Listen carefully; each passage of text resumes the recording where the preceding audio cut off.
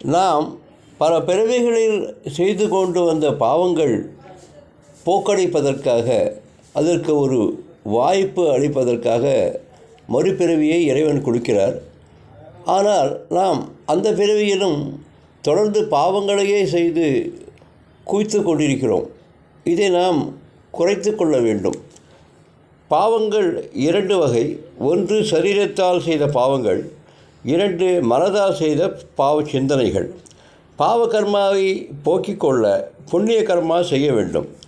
பாவ சிந்தனைகளை போக்கிக் கொள்ள, அதாவது மனதால் செய்த பாவங்களை போக்கிக் கொள்ள புண்ணியமான நினைவுகளையும் பகவானுடைய பக்தியையும் வளர்த்து கொள்ள வேண்டும். ஆக இப்பிறவியிலாவது நாம் புண்ணிய கர்மாங்கள், புண்ணிய சிந்தனைகளை, இறை பக்தியை வளர்த்து கொண்டு சென்ற பிறவிகளில் செய்த